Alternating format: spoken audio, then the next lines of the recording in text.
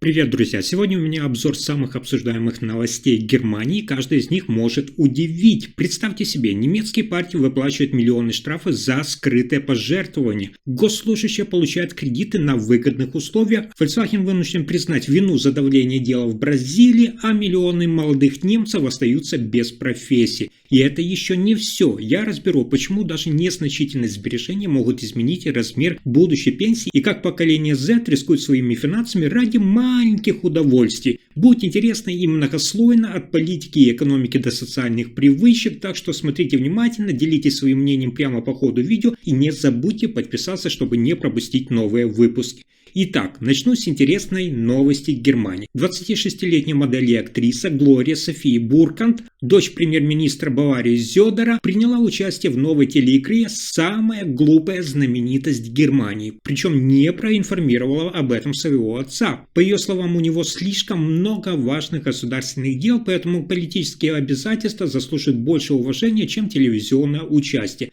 Она подчеркнула, цитата, «Политика важнее любой шоу-программы». Глория София рассказала, что ее отец научил ее терпению и доброте. Цитата, «Когда он улыбается, это искренне, точно так же, как и я». Относительно возможной реакции отца она отметила, у любого могут произойти провалы в шоу, но в конечном счете это развлечение для всей семьи. В той же программе участвует 36-летний Джо Лашет, это сын бывшего лидера ХДС. В отличие от Глории Софии, он заранее обсудил свое участие с отцом. От старшего Лашета он получил совет, цитата, «Старайся вылететь быстро». По его словам, шоу объединяет задания на логику, грамотность и общее знание. Она умная и развлекательная. Концепция шоу необычная. Выигрывает тот, кто меньше знает и быстрее попадает в финал. Среди участников известные лица, бывшие футболисты, ведущие и прочие герои развлекательной сцены.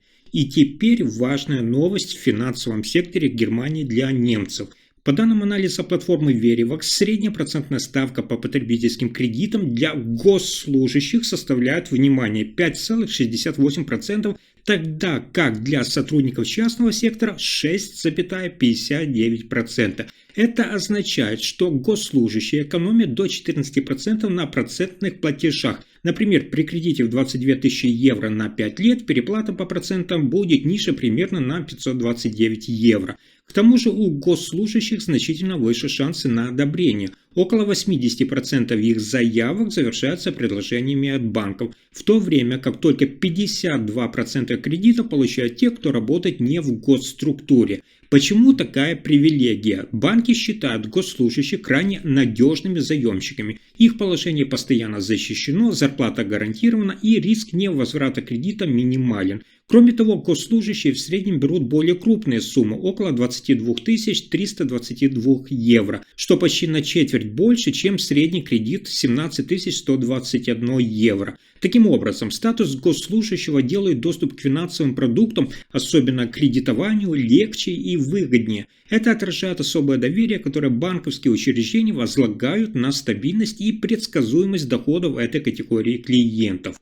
А дальше новость о том, что скрывают от общественных глаз в Германии и не принято публично освещать. С 2017 года все партии, представленные в Бундестаге, были, внимание, оштрафованы почти на 1,8 миллиона евро за нарушение закона о финансировании партий. Из этой суммы более половины, а именно около 1,1 миллиона евро, пришлось на партию «Альтернатива для Германии». Нарушения, приведшие к штрафам, включают получение недопустимых пожертвований, искажение данных в финансовых отчетах и неправомерное использование средств фракциями. Особенно крупными стали просроченные поддержки от швейцарской информационной рекламной компании Goal.ag, которая оказывала помощь представителям «Альтернативы для Германии» в земельных выборах. Также выявлена незаконная пожертвованная сумма почти в 400 тысяч евро из Швейцарии. В то время как «Альтернатива для Германии» несет основной финансовый удар, другие партии получили штрафы значительно меньшего размера. Христианско-демократический союз ХДС около 200 тысяч евро. Социал-демократическая партия Германия с ДПГ 140 тысяч евро. Зеленые 134 тысячи евро. Левые 92 тысячи и ХСС Христианско-социальный союз порядка 79 тысяч евро, а Свободно-демократическая партия Германии СВДП лишь около 2300 евро. Альтернатива для Германии объясняет высокие суммы штрафов отсутствием нужного опыта в работе с пожертвованиями, поскольку это молодая партия. Сейчас она утверждает, что внедрила строгие процедуры проверки доноров и обучения для своих структур, включая принципы 6 глаз. И это еще не все. Хочу привести новость, которая показывает, как в Германии получить прибавку к пенсии. Если откладывать всего лишь 10 евро в месяц на личную пенсию, через 40 лет можно накопить около 9260 евро, что позволит получать примерно 23 евро в месяц дополнительной пенсии. При вложениях по 20 евро ежемесячно итоговое накопление составит около 18 520 евро, а прибавка к пенсии вырастет до 46 евро в месяц. При вложении в 50 евро в месяц сумма накопления достигнет 46 300 евро, что даст дополнительно уже 116 евро ежемесячно. Если предположить более оптимистичную доходность порядка 5% в год благодаря диверсифицированному фонду, при вложении 50 евро ежемесячно через 40 лет можно ожидать дополнительный ежемесячный доход в размере около 190 евро. Это, конечно, приятно, но все еще далеко от полноценной пенсии, на которую можно рассчитывать. То есть, даже если начать рано и позволить капиталу расти, отложенные малые суммы все же останутся скорее символическим вкладом в пенсию, а не решающей финансовой основой. И еще новость о немецком автопроизводителе. Бразильский суд по трудовым делам постановил, что подразделение Volkswagen в Бразилии обязано выплатить крупную компенсацию около 165 миллионов реалов, примерно 30 миллионов долларов США.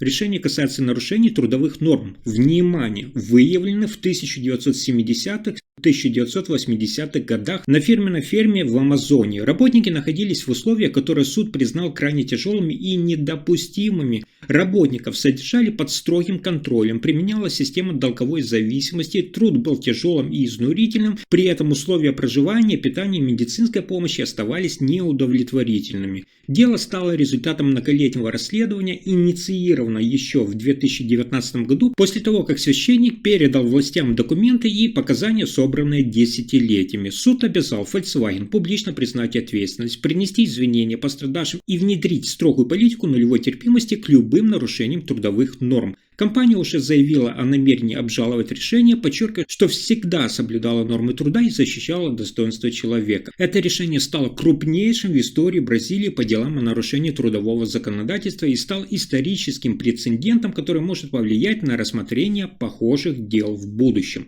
А дальше новость Германии, которая вызывает серьезное внимание. В Германии около 3 миллионов молодых людей в возрасте от 20 до 35 лет не имеют профессионального образования. Это представляет собой серьезный вызов для будущей экономики страны. Многие предприятия сталкиваются с нехваткой квалифицированных кадров и жалуются на недостаточные знания в области математики и немецкого языка, а также на низкую стрессоустойчивость среди соискателей. В ответ на эту проблему компании предлагают различные преимущества для привлечения молодых специалистов. От не менее 30 дней отпуска до дополнительных выплат на Рождество и в отпуск, предоставление персональных планшетов, гибкого рабочего времени и дотации на занятия спортом. Однако, несмотря на эти усилия, дефицит квалифицированных кадров остается актуальной проблемой. Профессиональное образование в Германии традиционно сочетает теоретическое обучение в школе с практическим опытом на предприятии и длится от 2 до 3 лет. В первый год обучения стажеры получают не менее 682 евро в месяц. Успешное завершение программы открывает перед ними хорошие перспективы для трудоустройства.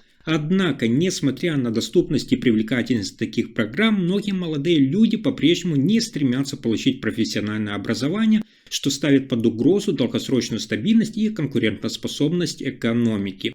И, внимание, еще одна интересная новость. Представители поколения Z, это родившиеся с 1995 по 2010 год, все чаще прибегают к практике самоощущения. Это регулируемым мелким тратам, чтобы скрасить повседневную жизнь. Согласно исследованию Банков Америка, 57% опрошенных из этого поколения хотя бы раз в неделю позволяют себе небольшие удовольствия, такие как кофе на вынос, косметические средства или сладости. Эти траты часто становятся привычкой и приводит к перерасходу средств и даже овердрафту на счете.